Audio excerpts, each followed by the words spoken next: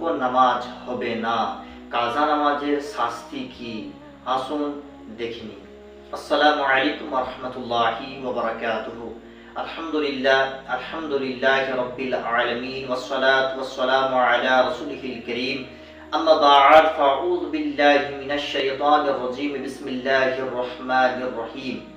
মুআজ্জাজ সামিন ইকরাম, কাজা নামাজ হলো যেই ওয়াক্তে যেই নামাজ হয় সেই ওয়াক্তে ওই নামাজটি আদা না করার কারণে ওই ওয়াক্তের ওই নামাজটি কাজা হয়ে যায়, ওকে কাজা নামাজ বলা হয়।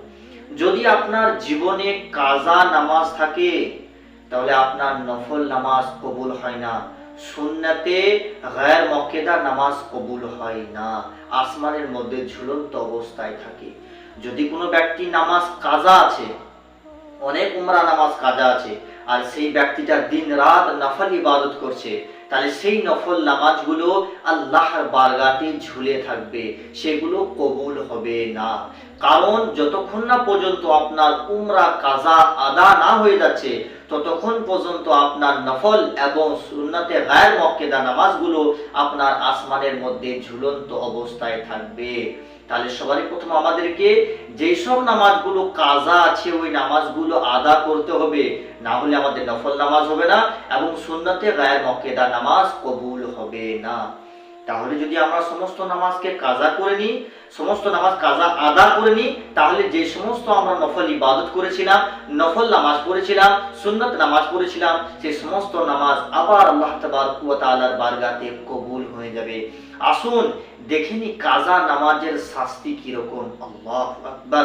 আকায়ে নামদার মক্কি মাদানী মুস্তাফা রাসূল আরবি সাল্লাল্লাহু তাআলা আলাইহি ওয়া আলিহি ওয়াসাল্লাম ইরশাদ করলেন, সাহাবী ইকরাম রাদিয়াল্লাহু তাআলা আনহুদেরকে ইরশাদ করলেন, হে আমার সাহাবী তোমরা শোনো, একদিন হযরতে জিবরাইল আলাইহিস সালাম আর হযরতে মিকাইল আলাইহিস সালাম আমার কাছে এলো এবং আমাকে তাদের মুকাদ্দাসায় নিয়ে গেল, মানে পবিত্র ভূমিতে নিয়ে গেল।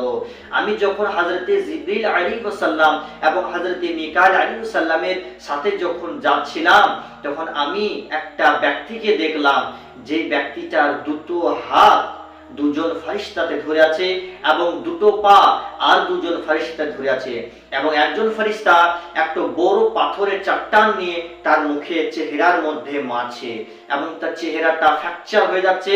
কিছুক্ষণ পর আবার ওই চেহারাটাকে একত্রিত করা হচ্ছে, আবার পাথর মারা হচ্ছে। নবী করিম আলাইহি ওয়াসাল্লাম হযরতে জিবরিল আলাইহিস সালামকে জিজ্ঞাসা করলো, হে জিবরিল, এই ব্যক্তিটা কে এবং এর এমন আযাব কেন হচ্ছে? হযরতে জিবরিল আলাইহিস সালাম বলেন, হুজুর আপনি এগিয়ে চলুন, আর অনেক কিছু দেখার বাকি আছে। নবী করিম আলাইহিস সালাম যখন একটু এগিয়ে গেলেন তো হযরতে জিবরিল আর মিকাইল আলাইহিস সালাম হযরতে নবী করিম আলাইহিস সালামকে জিজ্ঞাসা করলেন, হুজুর আপনি যে ব্যক্তিটাকে দেখেছিলেন জানেন ওই ব্যক্তিটা কে? নবী করিম আলাইহিস সালাম বলল, কে?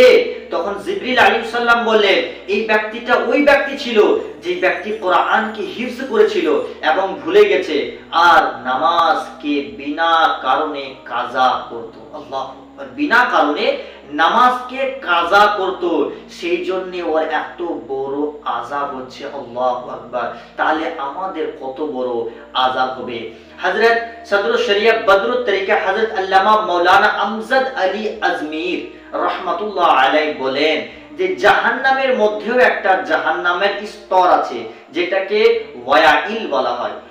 ওয়াইল নামক একটা স্তর আছে, যে স্তরটা এতটাই খতরনাক যে পুরো জাহান্নাম তার কাছ থেকে ভয় পায়, এতটা খতরনাক সেই জাহান্নামটা।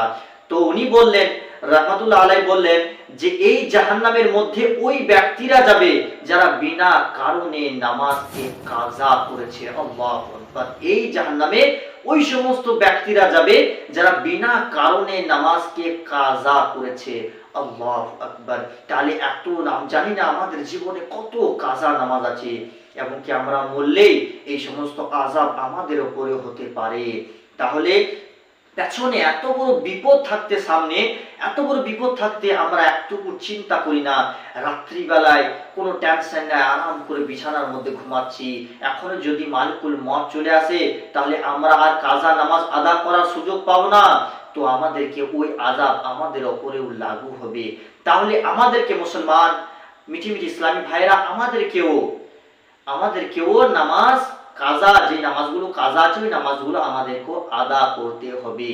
তাহলে অনেকজন বলে আমার অনেক নামাজ আছে, এই সমস্ত নামাজকে যদি আমি আদা করতে চাই তাহলে তো অনেক সময় লেগে যাবে। আসুন এই শর্ট সময়ের মধ্যে আপনাকে অল্প কিছু টিপস দিয়ে, অল্প কিছু সাজেশন দিয়ে আপনাকে বুঝিয়ে দেবো যে অল্প সময়ের মধ্যে আপনি এই সমস্ত নামাজকে কিভাবে আদা করবেন। আসুন দেখে নিন।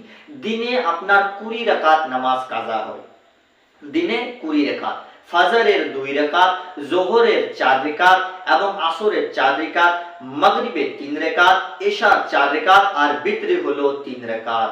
টোটাল হলো 20 রাকাত নামাজ। এবার একদিনে যদি 20 রাকাত হয় তাহলে 365 দিনে আপনার নামাজ হচ্ছে কত? 7,300 নামাজ আপনার কাজা আছে এক বছরে। তাহলে 2 বছরে কত নামাজ কাজা আছে? 2 বছরে আপনার নামাজ কাজা আছে, 2 বছরে নামাজ আছে 14,600 রাকাত নামাজ আপনার কাজা আছে। এইরকম ভাবে আপনি হিসাব করবেন। তাহলে আমরা বুঝবো কেমন ভাবে যে আমার কত বছরে নামাজ কাজা আছে? আসুন আপনাদেরকে বলে দিই। যখন থেকে ছেলে বা মেয়ে বালিগ হয়ে যায়, যখন ছেলে বা মেয়ে বালিগ হয়ে যায় তখন থেকে তার কাজা নামাজ শুরু হয়ে যায়। সে নামাজ না পড়ে তখন থেকে তার কাজা নামাজের কাউন্ট শুরু হয়ে যায়। তাহলে কখন থেকে কে বালিগ হয়েছে যদি আপনার মনে থাকে তা খুব ভালো হিসাব করে নেবেন। আর যদি মনে না থাকে তাহলে শরীয়ত মোতাবিক ছেলেদের 15 বছর, মেয়েদের 12 বছর। যদি ছেলেদের 15 বছরের আগে যদি ইহতিলাম হয়ে যায়, নাইট ফলস হয়ে যায়, স্বপ্নদোষ হয়ে যায়, তাহলে যখন স্বপ্নদোষ হয়ে যাবে তখন সে সেই দিন থেকে সে বালিগ হয়ে যাবে। মেয়েদের যখন হ্যাজ আসবে, পিরিয়ড আসবে, তখন থেকে সে বালিগা হয়ে গেল। তাহলে যখন থেকে আপনার নাইট ফলস হয়েছে বা মেয়েদের হ্যাজ এসেছে তখন থেকে আপনি বালিগ হয়ে গেছেন। আর যদি না আসে তাহলে 15 বছর পর আপনার নাইট ফলস হোক ইয়া না হোক আপনি বালিগ। মেয়েদের 12 বছর পরে হোক ইয়া না হোক বালিগ। তাহলে এই 15 বছর হিসাব করবেন আপনি যে 15 বছর, এখন যদি আপনার বয়স থাকে 20 বছর তাহলে কত হচ্ছে? 15, 16, 17, 18, 19, 20, 5 বছরের নামাজ আপনার কাজা আছে। এইভাবে আপনি হিসাব করবেন যে আমার কত বছরের নামাজ কাজা আছে। 1 বছরের নামাজ রাকাত হচ্ছে, 2 বছরে নামাজ কাজা হচ্ছে 14,600। এরকম করে আপনি নামাজের হিসাব করবেন এবং নামাজ আদা করার চেষ্টা করবেন। এবার আসুন কাজা নামাজের পদ্ধতি, আমরা আসান পদ্ধতি জেনে নিই। চলুন দেখে নিই কাজা নামাজের পদ্ধতি কি। আপনি মুসাল্লাতে দাঁড়ানোর পরে যে নিয়ত করবেন যে আমি ফজরের যে জীবন আমার প্রথম ফজর কাজা হয়েছে সেই ফজর কাজা আমি আদা করছি, মুকামা কবা শিখতে আল্লাহু আকবার। হাত বেঁধে নিলেন। হাত বাঁধার পরে সানা পড়ার দরকার নাই, আউজ বিল্লাহ পড়ার দরকার নাই, বিসমিল্লাহ পড়ার দরকার, ডাইরেক্ট সূরা ফাতিহাতে চলে যাবেন। সূরা ফাতিহা পড়লেন, একটা সূরা লাগালেন, আপনি সূরা লাগার পরে রুকুতে চলে গেলেন। রুকুতে যাওয়ার পরে যেখানে 3 বার সুবহান রাব্বিল আযীম বলতে হয় সেখানে আপনি একবার বলবেন সুবহান রাব্বিল আযীম। তারপরে সেজদাতে চলে গেলেন, রুকুতে ওঠার পরে সেজদাতে গেলেন, সেজদাতে যেখানে 3 বার সুবহান রাব্বিল আলা বলতে হয় সেখানে আপনি একবার সুবহান রাব্বিল আলা বলবেন। এরকম করে আপনি 2 রাকাত নামাজ পড়ার পরে যখন আত্তাহিয়াতে বসবেন, আত্তাহিয়াত পড়ার পরে বলবেন আল্লাহুম্মা সাল্লি আলা মুহাম্মদ ওয়া আলা আলি মুহাম্মদ বলে আপনি সালাম ফিরে দিবেন। সূরা মাসুরা পড়ার দরকার নেই, ইনশাআল্লাহ আপনার নামাজ হয়ে যাবে। তারপরে যেগুলো 4 রাকাত নামাজ, এবং 2 রাকাতে সূরা ফাতিহা পড়লেন, একটা করে সূরা লাগালেন এবং একবার করে তাসবিহ পাঠ করবেন, সুবহান রাব্বিল আযীম একবার, সুবহান রাব্বিল আলা একবার, প্রত্যেক যেখানে যা বটে। যেরকম প্রথমে 4 রাকাত নামাজ আর কি, প্রথমে নিয়ত করার পরে সূরা ফাতিহা পড়লেন, তারপরে একটা সূরা পড়লেন, রুকুতে গেলেন একবার সুবহান রাব্বিল আযীম পড়ার পরে উঠলেন, আবার সিজদাতে গেলেন সুবহান রাব্বিল আলা একবার পড়লেন, উঠলেন। এরকম করে 2 রাকাত নামাজ হয়ে গেল।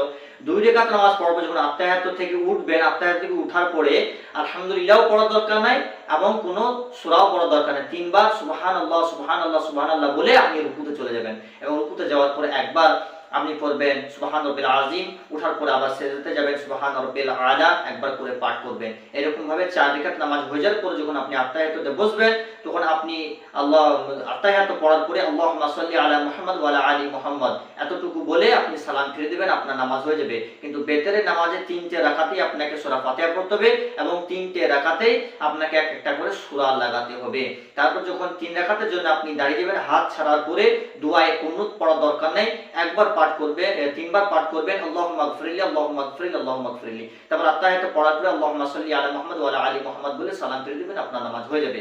এরকম পদ্ধতিতে আপনি নামাজ আদা করবেন, ইনশাআল্লাহ হয়ে যাবে। তাহলে কি কি শর্ট হলো? যে সুবহান রাব্বিল আযীম তিনবার বদলে একবার করে পাঠ করবেন, সুবহান রাব্বিল আলা তিনবার বদলে একবার করে পাঠ করবেন, এবং 4 রাকাত নামাজে 3 রাকাত এবং 4 রাকাতের মধ্যে কোনো সূরা পড়া দরকার নেই, শুধু তিনবার সুবহানাল্লাহ বলে রুকুতে চলে যাবেন। এবং দোয়া বেতের নামাজে দোয়া কুনুত পড়া দরকার নেই, তিনবার আল্লাহুম্মা গফিরলি বলে দিবেন। এবং দরুদ শরীফ পুরো পড়া দরকার নাই, দোয়া মাসুরা পড়া দরকার নাই, শুধু আত্তাহিয়াত পড়ার পরে আল্লাহুম্মা সাল্লি আলা মুহাম্মদ ওয়া আলা আলি মুহাম্মদ বলে সালাম ফিরিয়ে দিবেন, ইনশাআল্লাহ আপনার নামাজ হয়ে যাবে। আল্লাহ তাবারক ওয়া তাআলা আমাদের পেছনের সমস্ত কাজা নামাজকে আদা করার তৌফিক আতা করুক। আসসালামু আলাইকুম ওয়া রাহমাতুল্লাহি তাআলা ওয়া বারাকাতুহু।